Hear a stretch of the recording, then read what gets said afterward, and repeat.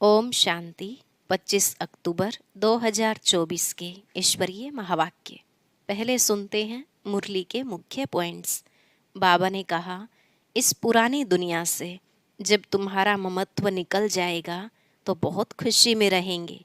तुम अभी रिटर्न में फिर से सुखधाम जा रहे हो। यह पुराना शरीर छोड़ उस सतो प्रधान दुनिया में फिर नया शरीर लेंगे। रात को सोते समय भी ऐसे ऐसे सिमरण करते रहो तो बहुत खुशी रहेगी। हर एक को अपने ऊपर जांच रखनी है कि सारे दिन में हमने कोई शैतानी तो नहीं की। 5 विकारों में से किसी विकार ने हमको सताया तो नहीं, लोभ तो नहीं आया। फिर बाबा ने कहा, उठते बैठते चलते फिरते देह के बदले अपने को देही समझो, परंतु माया बड़ी दुष्टर है। यह घड़ी घड़ी तुमको भुलाएगी और देह अभिमानी बना देगी। इसलिए जितना हो सके याद में रहो। ऐसे बाप को तो कभी भी भूलना नहीं चाहिए। फिर याद के साथ साथ पढ़ाई की सब्जेक्ट में भी तुम्हारा बुद्धि योग रहना चाहिए। लास्ट में बाबा ने कहा, मीठे मीठे बच्चों, बाप तुमको और कोई तकलीफ नहीं देते, सिर्फ कहते हैं आत्मा समझ मुझे याद करो। याद के लिए कितने उपाय बताते हैं। बाप, टीचर, सतगुरु तीनों रूप में याद करो। जो बाप तुमको राजाओं का राजा बनाते हैं, ऐसा बनाने वाले टीचर को तो कितना याद करना चाहिए। अब सुनते हैं महावाक्यों को विस्तार से। बाबा ने कहा, मीठे बच्चे, बाप की एक नज़र मिलने से सारे विश्व के मनुष्य मात्र निहाल हो जाते हैं। इसलिए कहा जाता है नज़र से निहाल। प्रश्न, तुम बच्चों के दिल में खुशी के नगाड़े बजने चाहिए, क्यों? उत्तर, क्योंकि तुम जानते हो बाबा आया है सबको साथ ले जाने। अब हम अपने बाप के साथ घर जाएंगे। हाहाकार के बाद जय जयकार होने वाली है। बाप की एक नज़र से सारे विश्व को मुक्ति, जीवन मुक्ति का वर्षा मिलने वाला है। सारी विश्व निहाल हो जाएगी। ओम शांति। रूहानी शिव बाबा बैठ अपने रूहानी बच्चों को समझाते हैं, यह तो जानते हो कि तीसरा नेत्र भी होता है। बाप जानते हैं सारी दुनिया की जो भी आत्माएं हैं, सबको मैं वर्षा देने आया हूँ। बाप की दिल में तो वर्षा ही याद होगा, लौकिक बाप की भी दिल में वर्षा ही याद होगा। बच्चों को वर्षा देंगे। बच्चा नहीं होता है तो मूंझते हैं किसको दें, फिर एडॉप्ट कर लेते हैं। यहाँ तो बाप बैठे हैं, इनकी तो सारे दुनिया की जो भी आत्माएं हैं सब तरफ नज़र जाती है। जानते हैं सबको मुझे वर्षा देना है। भल बैठे यहाँ हैं, परंतु नज़र सारे विश्व पर और सारे विश्व के मनुष्य मात्र पर है, क्योंकि सारे विश्व को ही निहाल करना होता है। बाप समझाते हैं, यह है पुरुषोत्तम संगम युग। तुम जानते हो बाबा आया हुआ है सबको शांति धाम, सुख धाम ले जाने। सब निहाल हो जाने वाले हैं। ड्रामा के प्लान अनुसार कल्प कल्प निहाल हो जाएंगे। बाप सब बच्चों को याद करते हैं। नज़र तो जाती है ना, सब नहीं पढ़ेंगे। ड्रामा प्लान अनुसार सबको वापस जाना है, क्योंकि नाटक पूरा होता है। थोड़ा आगे चलेंगे तो खुद भी समझ जाएंगे अब विनाश होता है। अब नई दुनिया की स्थापना होनी है, क्योंकि आत्मा तो फिर भी चैतन्य है ना, तो बुद्धि में आ जाएगा बाप आया हुआ है। पैराडाइज स्थापन होगा और हम शांति धाम में चले जाएंगे। सबकी गति होगी ना, बाकी तुम्हारी सदगति होगी। अभी बाबा आया हुआ है, हम स्वर्ग में जाएंगे, जय जयकार हो जाएगी। अभी तो बहुत हाहाकार है, कहाँ अकाल पड़ रहा है, कहाँ लड़ाई चल रही है, कहाँ भूकंप होते हैं, हजारों मरते रहते हैं। मौत तो होना ही है, सतयुग में यह बातें होती नहीं। बाप जानते हैं अब मैं जाता हूँ, फिर सारे विश्व में जय जयकार हो जाएगी। मैं भारत में ही जाऊंगा, सारे विश्व में भारत जैसे गांव है। बाबा के लिए तो गांव ठहरा, बहुत थोड़े मनुष्य होंगे। सतयुग में सारी विश्व जैसे एक छोटा गांव था, अभी तो कितनी वृद्धि हो गई है। बाप की बुद्धि में तो सब है ना। अब इस शरीर द्वारा बच्चों को समझा रहे हैं, तुम्हारा पुरुषार्थ वही चलता है जो कल्प कल्प चलता है। बाप भी कल्प वृक्ष का बीज रूप है।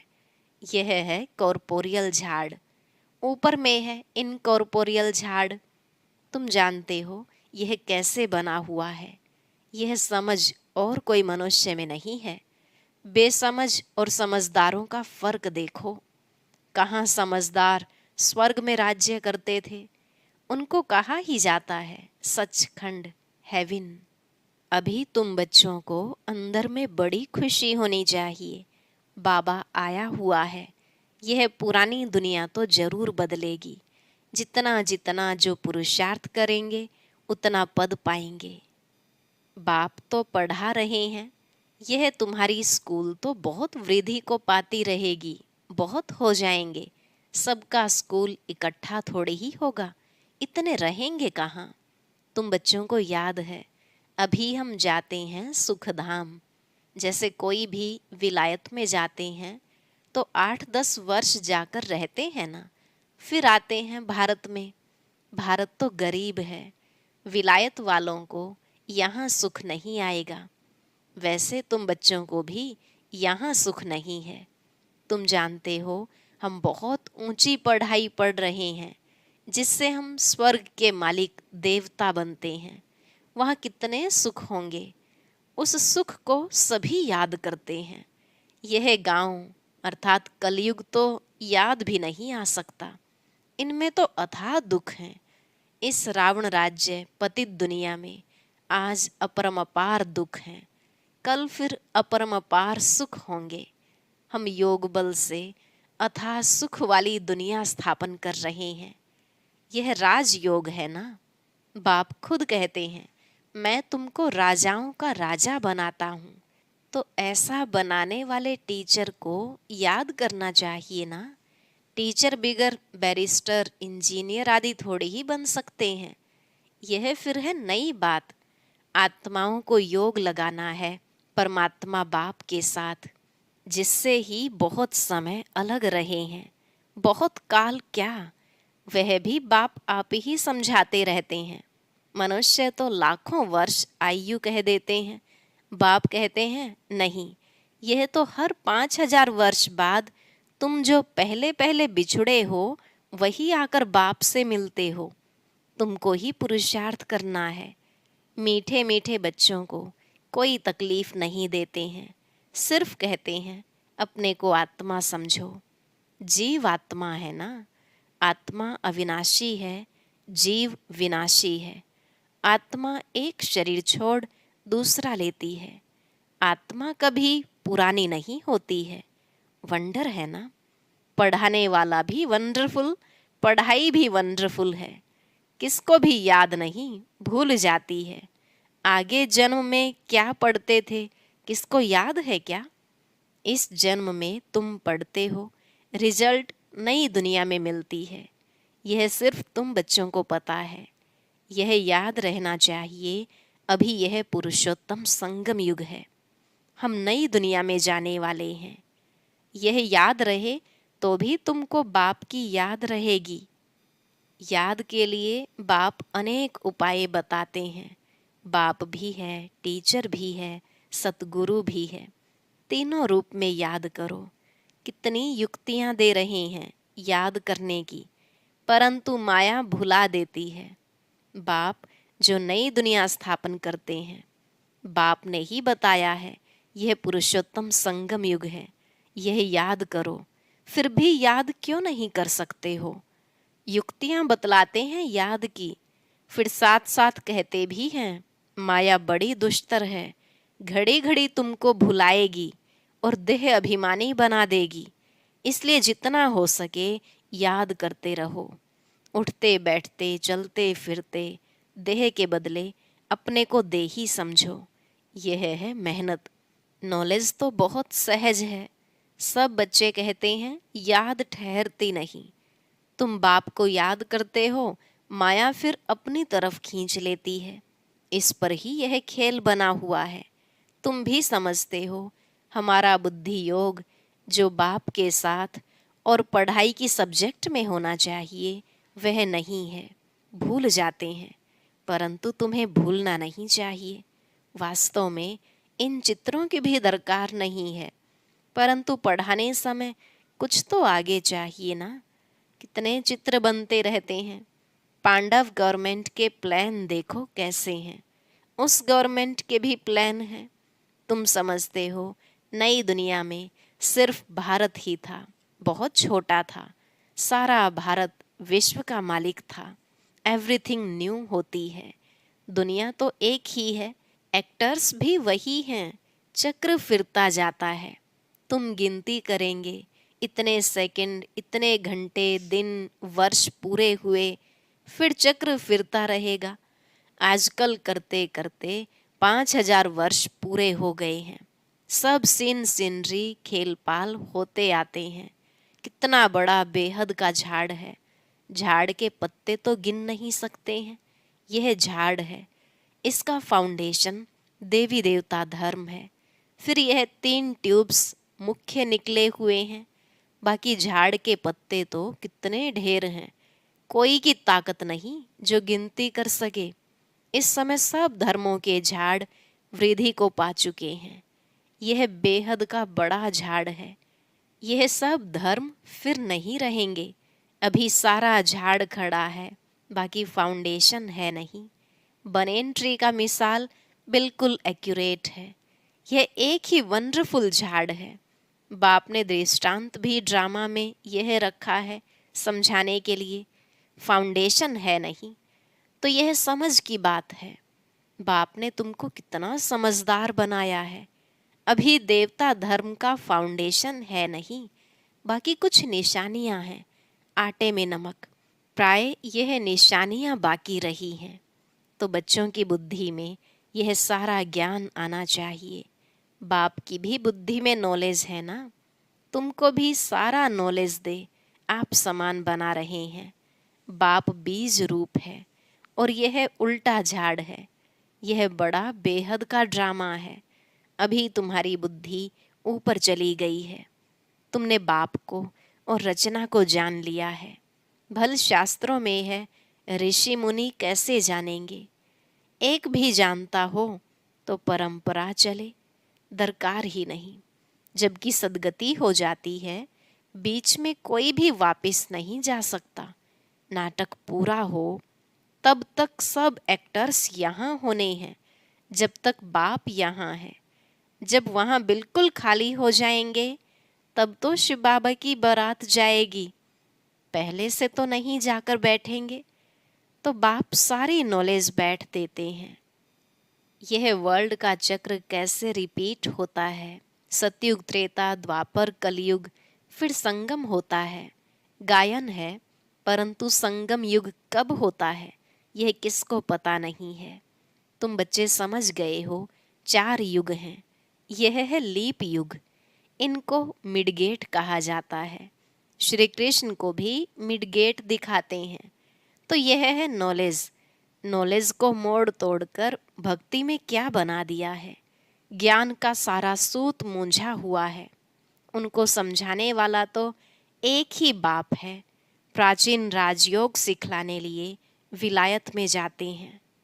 वह तो यह है ना, प्राचीन अर्थात पहला सहज राजयोग सिखलाने बाप आए हैं। कितना अटेंशन रहता है। तुम भी अटेंशन रखते हो कि स्वर्ग स्थापन हो जाए। आत्मा को याद तो आता है ना। बाप कहते हैं यह नॉलेज जो मैं अभी तुमको देता हूँ, फिर मैं ही आकर दूंगा। यह नई दुनिया के लिए नया ज्ञान है। यह ज्ञान बुद्धि में रहने से खुशी बहुत होती है। बाकी थोड़ा टाइम है, अब चलना है। एक तरफ खुशी होती है, दूसरे तरफ फिर फील भी होता है। अरे ऐसा मीठा बाबा हम फिर कल्प बाद देखेंगे। बाप ही बच्चों को इतना सुख देते हैं ना। बाप आते ही हैं शांति धाम सुख धाम में ले जाने। तुम शांति धाम सुख धाम को याद करो तो बाप भी याद आएगा। इस दुख धाम को भूल जाओ। बेहद का बाप बेहद की बात सुनाते हैं। पुरानी दुनिया से तुम्हारा ममत्व निकलता जाएगा तो खुशी भी होगी। तुम रिटर्न में फिर सुख धाम में जाते हो, सतो प्रधान बनते जाएंगे। कल्प कल्प जो बने हैं वही बनेंगे और उनको ही खुशी होगी। फिर यह पुराना शरीर छोड़ देंगे, फिर नया शरीर लेकर सतो प्रधान दुनिया में आएंगे। यह नॉलेज खलास हो जाएगी। बातें तो बहुत सहज हैं। रात को सोते समय ऐसे ऐसे सिमरण करो तो भी खुशी रहेगी। हम यह बन रहे हैं। सारे दिन में हमने कोई शैतानी तो नहीं की। 5 विकारों से कोई विकार ने हमको सताया तो नहीं। लोभ तो नहीं आया। अपने ऊपर जांच रखनी है। अच्छा, मीठे मीठे सिकिलधे बच्चों प्रति माता पिता बाप दादा का याद प्यार और गुड मॉर्निंग। रूहानी बाप की रूहानी बच्चों को नमस्ते। रूहानी बच्चों की रूहानी बाप दादा को नमस्ते नमस्ते, गुड मॉर्निंग, शुक्रिया बाबा, शुक्रिया। धारणा के लिए मुख्य सार। पहला पॉइंट, योग बल से अथाह सुखों वाली दुनिया स्थापन करनी है। इस दुख की पुरानी दुनिया को भूल जाना है। खुशी रहे कि हम सचखंड के मालिक बन रहे हैं। दूसरा, रोज अपनी जांच करनी है कि सारे दिन में कोई विकार ने सताया तो नहीं, कोई शैतानी काम तो नहीं किया, लोभ के वश तो नहीं हुए। आज का वरदान, वरदाता द्वारा सर्वश्रेष्ठ संपत्ति का वरदान प्राप्त करने वाले संपत्तिवान भव। वरदाता द्वारा सर्वश्रेष्ठ संपत्ति का वरदान प्राप्त करने वाले संपत्तिवान भव। बाबा ने कहा, किसी के पास अगर सिर्फ स्थूल संपत्ति है तो भी सदा संतुष्ट नहीं रह सकते। स्थूल संपत्ति के साथ अगर सर्व गुणों की संपत्ति, सर्व शक्तियों की संपत्ति और ज्ञान की श्रेष्ठ संपत्ति नहीं है तो संतुष्टता सदा नहीं रह सकती। आप सबके पास तो यह सब श्रेष्ठ संपत्तियां हैं। दुनिया वाले सिर्फ स्थूल संपत्ति वाले को संपत्तिवान समझते हैं, लेकिन वरदाता बाप द्वारा आप बच्चों को सर्वश्रेष्ठ संपत्तिवान भव का वरदान मिला हुआ है। स्लोगन, सच्ची साधना द्वारा हाय हाय को वाह वाह में परिवर्तन करो। सच्ची साधना द्वारा हाय हाय को वाह वाह में परिवर्तन करो। अच्छा, ओम शांति। अब सुनते हैं आज की अव्यक्त मुरली। इसके लिए ऊपर दिए गए बॉक्स पर क्लिक करें।